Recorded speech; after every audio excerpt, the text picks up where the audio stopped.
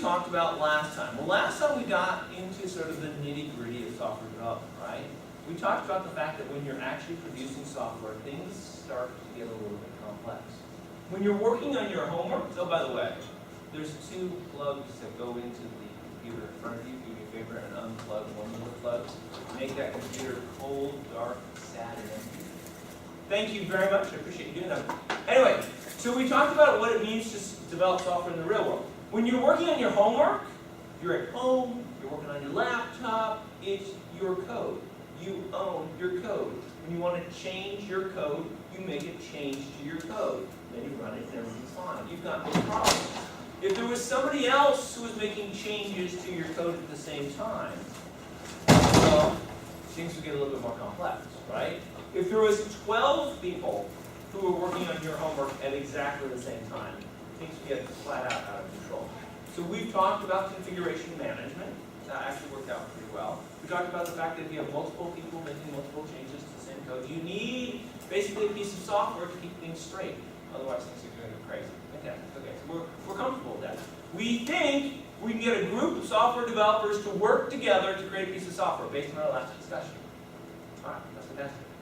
Now, we're here, we're working on a piece of software that is absolutely fabulous, that is absolutely wonderful. We work on it for a while, we get all those user stories and tasks and all that sort of stuff implemented, and we show up and we have a piece of software, and we say, we're done, we're finished. Now, are we finished forever? No. So this is version 1. And we hand off version 1 to the customer, and the customer says nice things about us. Maybe the customer gives us like a trophy. More importantly, the customer gives us money. Thank you very much. That's fantastic. And immediately after that happens, what do? Exactly. Now, if we're working on version 2, what's going on with version 1? It's out there running. Customers are using version 1, right? And are customers thrilled and pleased with version 1? Is version 1 perfect? Wait, you produced imperfect code? Really? I mean, after this class, you produced imperfect code? So there's something wrong. It's possible. It's possible. We'll say possible, because that seems a little less harsh, right? It's possible that the customer's using version 1 code, and they find something that isn't correct, right? Shall we call it the B word? Can we use the B word? Is there a bug? Is there a bug in it? All right. So now we got a problem, right? Because we're running a version 2. And they're like annoying us. I'm going to be honest about it. They're annoying us with the wanting to talk about version 1. And 1 is so far in our past.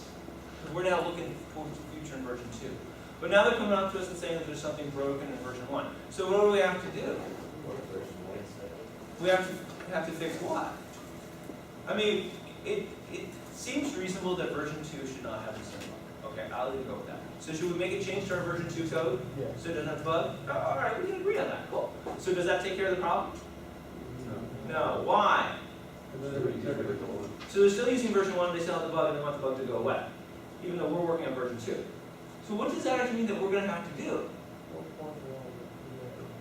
We're going to have to, what, go back to the stinky old version 1 code and make a change to it? How are we going to follow it? Because we've made so many changes since then, right? What a pain in the patooties. All right. Well, it looks like that's a real world problem. Would you agree with me on this? Yeah. All right. Dear God, I hope there's some sort of solution for it. Woo. All right. So, when we started our project, we were here and we had no code. And then we made code. And the world was good. And we created version 1. Yay! Went to our customer, said, hey, we got a version 1. Customer said, thank you very much. Grabbed version 1, took it literally out of our hands, and started using it. Great. We said, see ya. And we went on. We started making changes to version 1 so that we could get to this point, which is really close to almost having version 2 out the door, right? We've moved on. Version 1, we can see it in our rearview mirror, but we don't do anything with that on a daily basis, right? We've moved on, but apparently our customers have not. And thus, the problem. The problem because a little bug can show up. Okay? Bugs are being found in our release software, and we're working on version 2. So when the phone rings, what do? Hang up. We do not answer the phone. If you hang up, you've already screwed up, because they know you're there, and they'll keep calling. Don't answer the phone if the customer, no, doesn't like a good marketing policy. Okay, so we got tensions. Tensions because you're working on version 2 and you have annoying customers, by the way, they're paying the bills, who are calling you up. And by the way, do you think they maybe bought a support package? And the support package mean they gave you money to fix bugs in version 1? Yeah. So you sort of on the hook to fix bugs in version 1? Okay, so yeah, but still, it's annoying, okay? So you need to work with the customer in order to balance these tensions. Because the customer wants version 2, right? We assume, right? But the customer also wants the bugs fixed in version 1. Apparently, the customer wants it all. What's up with that? Okay. So we've got some interesting challenges that we need to find a way to solve here. So how are we going to deal with the bugs? Okay. So here's the first off, you have to prioritize. You're working on version 2, customer shows up and says, I got a bug in version 1. All right. What's a bigger deal? Generally speaking, when the customer shows up and says they have a problem with software that they're using in the real world, that will be your higher priority. Okay? Admittedly, you have to take a look at the bug. If the bug's like something trivial, I would like to have blue screens instead of red screens or something like that, and that's not that big of a deal. But if something's not working or if something's working incorrectly, yeah, that's probably a bigger deal than version 2. Okay? Bug fixes have to actually go in 2 places. We talked about this, right? So they found something in your code that doesn't work correctly. Well, when you crank out version 2, it should not have something in it that doesn't work correctly. So no doubt, you have to change it in version 2. But apparently what we're saying now is that you also have to go back in time and change it in version 1 also. So that's 2 versions. Now somebody up here said version 1.1. If you made version 1.1, what does that mean? How many versions of the code do you have? 3. So where do you have to make your changes? Right. Well, just imagine if you work for Microsoft and somebody found something fundamentally wrong with Windows. How many versions of the code do you have to change now? Well, let's see, 7, 8, this 10 thing that's coming out probably has to have it fixed in. Did they go back before 7 for support? Probably. NT? Vista? 95? Or did they cut 95 off? They cut the XP is a Alright, so I mean, but no matter what, Microsoft has a chunk of code that has to change anytime they find a critical function that's been in all versions of Windows, right? Oh my god. Alright. So it sounds like you can make a career out of this, right? Alright, so we gotta fix it in more than one place. We got multiple versions of code, that means we have to make multiple fixes. So, say hello to your next big buddy, Mr. Trunk. So the trunk is how we refer to the main chunk of software that you're working on. That's where version 2.0 is going to come from. Because all the changes you're doing right now get applied to the trunk. It's the main core part, and that's why we call it a trunk. Okay? So anytime you check out code, you're checking out code to work on some stuff, you're getting it from the trunk. That's the default. Okay? Latest code by default, and assuming that everybody's submitting the changes on a regular basis, has all the latest bug features. Latest bug features. Bugs and features. So when we fix something, we'll fix it in the trunk. And when we make our next version of our software, 2.0, we will actually take the trunk code, grab it, and we'll call it version 2.0. That make sense? So what that's not is version 1.0. It's what's going to become version 2.0, and 3, and 4, and 5, and 6, and stuff like that. Okay, so we got this trunk concept down now. Okay, I'm with you. Okay, that's all good. So what happened to version 1.0? Well, your version control software stores all your code. Not only does it store the latest and greatest version of your code, but it stores every single variation of it there has ever been. Remember, the way we set up your version control system is we took all the code that existed, if indeed any code existed, and we put it in a subdirectory. And we said start.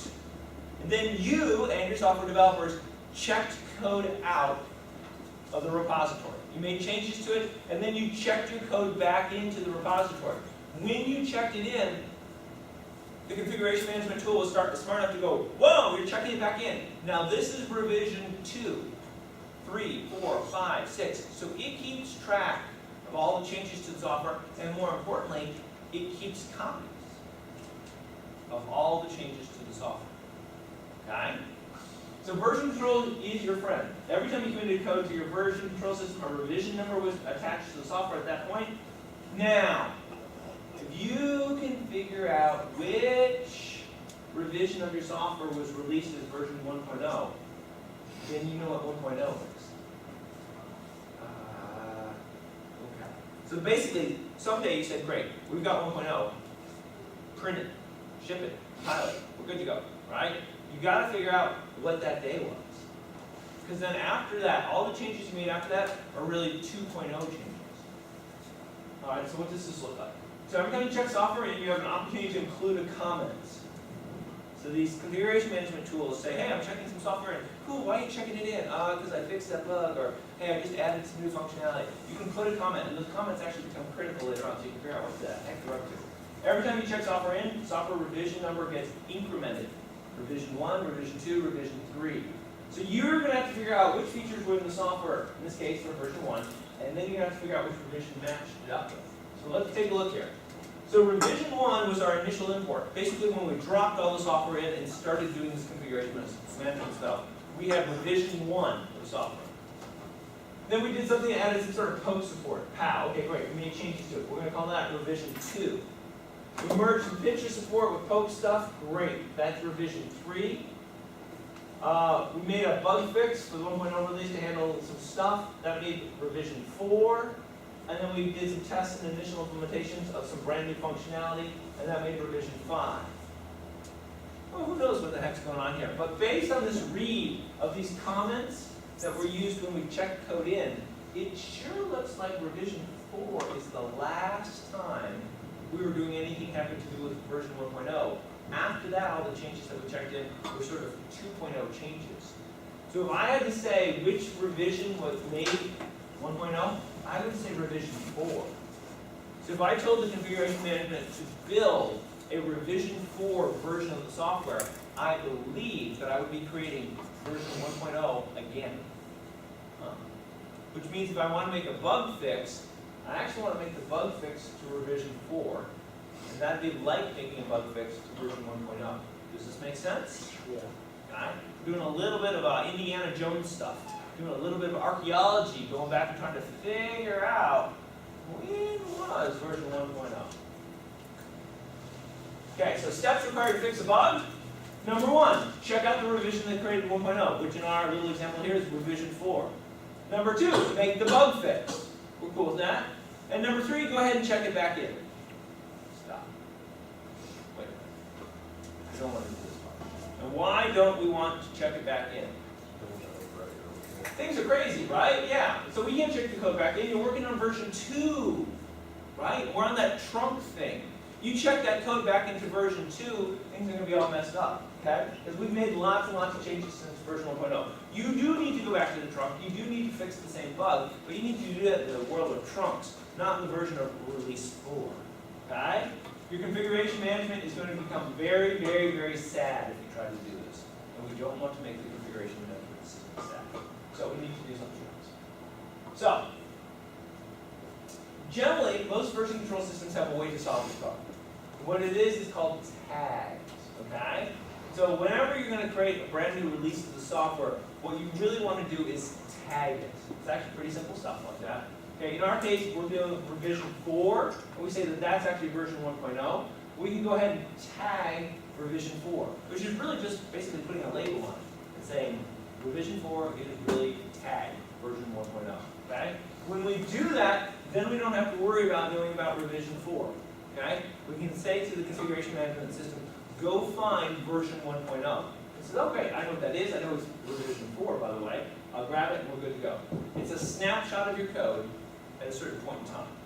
So tags give you the ability to talk about releases and versions and stuff like that. So you don't have to keep in mind revision 12 is what we use to create, version 3 or something like that. Screw that, don't worry about that. Tag it, call it version whatever, and then you're good to go. Is that clear? All right. Branches, or the secret to life. So here's what's going on. So we have our trunk, we know about our trunk. When we create version 1.0, what we want to do is we want to actually branch off the trunk. Branching is sort of a big deal. Because what we're going to do is we're going to copy all the code at this point in time down into another subdirectory. And when we do that, we're going to say that that subdirectory contains all the code that is version 1.0. Okay? Now, it also means that if we make changes to 1.0 to fix bugs, we're then have to go back into the trunk and make the exact same changes. Okay? So really, when we branch, we're creating a brand new software project that we're going to keep track of. Now, this software project is related to the trunk. There's no question about that. But this is a separate version of code. Changes I make here do not show up here, and changes I make there do not show up there. Got it? That is branching. And, by the way, as software development teams, you can have a team that's working on version 1.0, fixing bugs, and making it better, and stuff like that. You can have a completely separate software development team that's working on cranking out version 2.0. And often, most software development shops are set up like that. There's a team that's working on the existing code that's out in production, and then there's another team that's working on the shiny new stuff. All right, trunks, tags, branches, a little bit of everything. Okay, let's make sure we're all straight. We've got new vocabulary going here. Let's make sure it's all straight in your head here. The trunk is where your active development storage should go, okay? It always represents the latest version of your software. The trunk is where you check things in and take things out of. A tag, okay, is a point, a revision that you tag and say this is version 1.0, specific revision of the items in your repository. Sometimes you might need to commit the same changes to the branch in the trunk, such as fixing bugs in 2 different places. There's no questions about that. Branches are complete copies of your code. You grab every single file that you use to make it up, take it over and drop it in a completely different subdirectory. Now you have 2 versions of the code that you have to manage. Changes in one, that are bug fixes and stuff like that, must be applied to the other. Okay? And tags are static. You don't want to commit changes to tags, don't worry about that. You always commit changes to branches, not to tags. This tag is just a label. Make sense? Okay. The right way to fix a bug in version 1.0. Remember, we talked about what the wrong way was. Now let's talk about what the right way to fix a bug in version 1.0 is. It's pretty straightforward.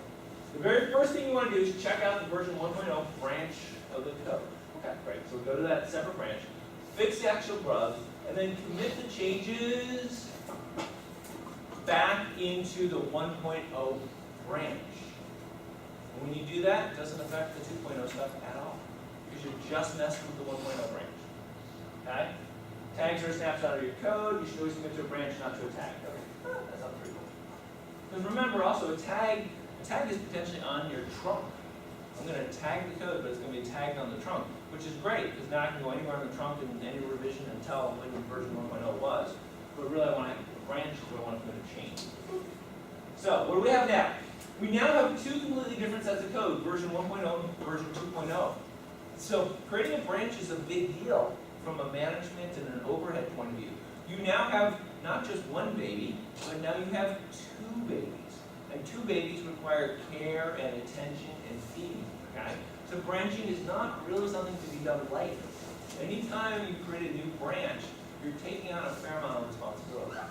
Our trunk directory is the repository that has the latest and greatest code that's still in development. So all the cool new features that we're working on, we will find in the trunk. Because remember, the trunk will eventually turn into 2.0 and 3.0 or 4.0. Okay? We have a version 1.0 tag in our tags directory, so we can pull out version 1.0 anytime we want to. Hey, give me a copy of 1.0, not a problem. I got a tag, so I know exactly what files went into making 1.0.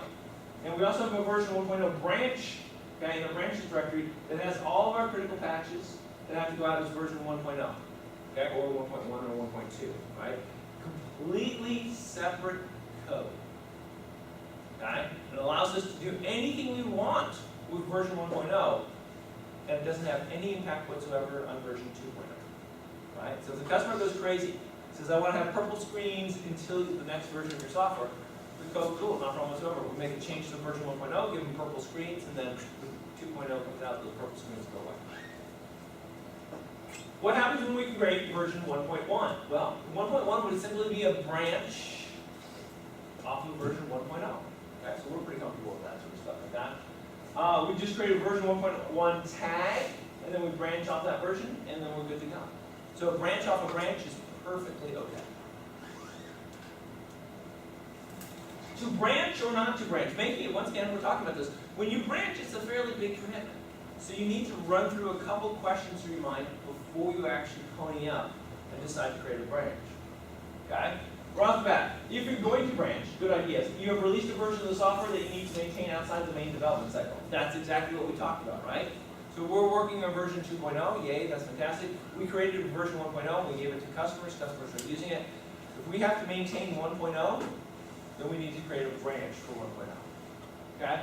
If you want to do something funky, hey, I got a great new way to do this interesting thing. That's great, but don't you mess up version 2.0. How about we create a branch, let you run off and try your funky little software experiment, whatever it is.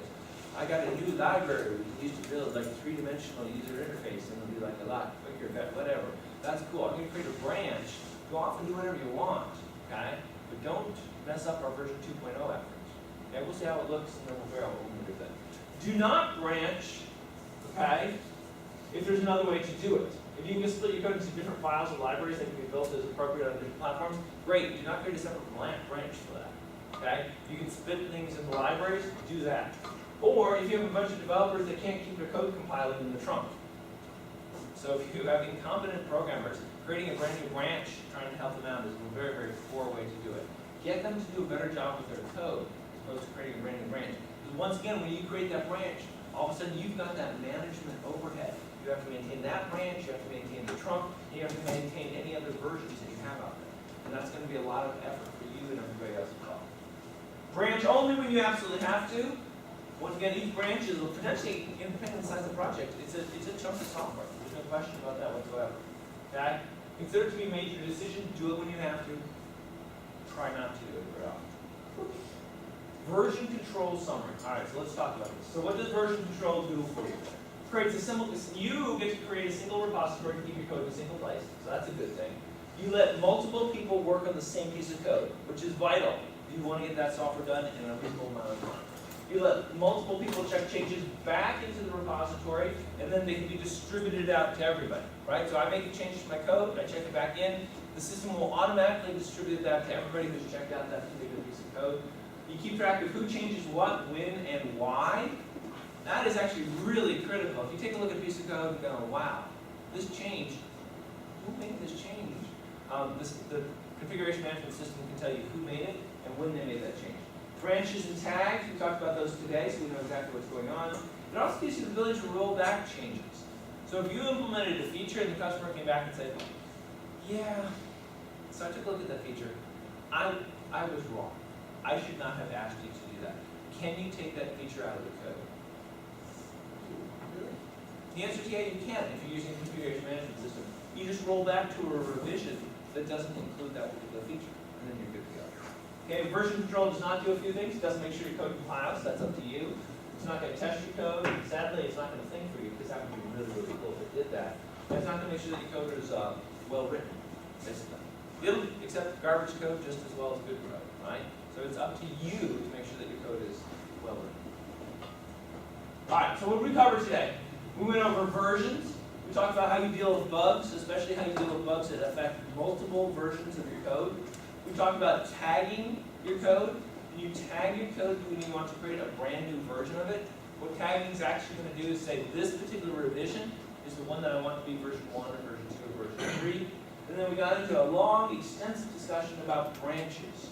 We talked about the power of branching, which is effectively taking your code, making a copy of it, and sticking it in a separate subdirectory so you can make any sort of changes to it that you want to. All right. That's good. What are we going to talk about next time? Oh, building your code. All right, so you got all the stuff in all the subdirectories. Now you're actually going to have to put the code together. How hard could that be? Don't you just compile it? And the answer is no. It's actually a little bit more